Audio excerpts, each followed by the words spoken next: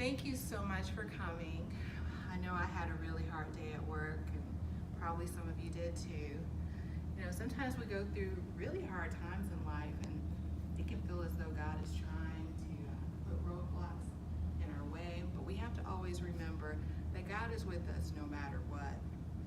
I want to share with you one of my favorite stories from the Bible about a man who was tried through obstacles none of us could even imagine going through. It's Job. So we're going to read from Job chapter 1, verses 1 through 22. There was a man named Job living in a land called Uz. He worshiped God and was faithful to him. He was a good man, careful not to do anything evil. He had 7 sons and 3 daughters. He owned 7,000 sheep, 3,000 camels, 1,000 head of cattle, and 500 donkeys. He also had a large number of servants and was the richest man in the East. Job's sons used to take turns into giving feasts to which everyone would come, and they always invited their 3 sisters also.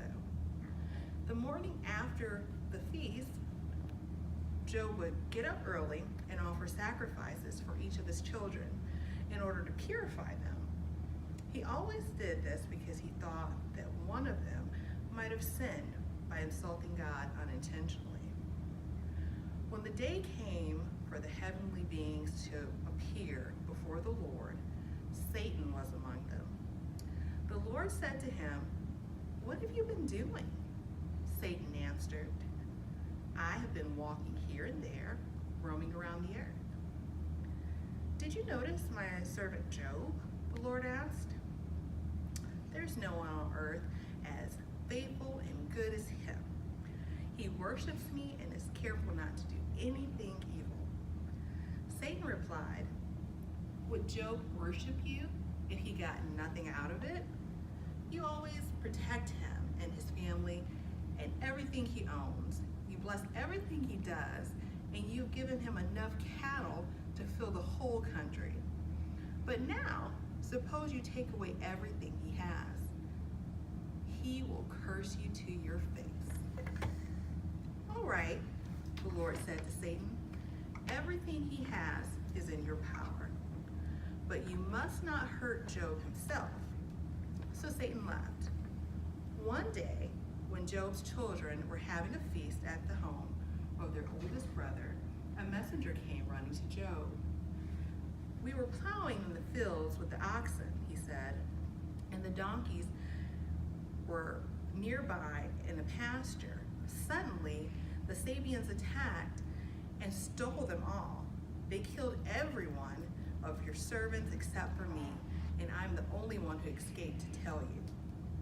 Before he had finished speaking, another servant came and said, "Lightning struck the sheep and the shepherds and killed all of them. I am the only one who escaped to tell you." Before he could finish speaking, another servant came and said, "3 bands of Chaldean raiders attacked us, took away the camels, and stormed the desert. It blew the house down and killed all of them. I'm the only one who escaped to tell you." Then Job got up, tore off his clothes in grief. He shaved his head and threw himself downward on the ground. He said, "I was born with nothing, and I will die with nothing. Amen. The Lord gave and now has taken away. May his name be praised." In spite of everything that had happened, Job did not sin by blaming God. I hope that all of us can have the same attitude if we go through tribulations.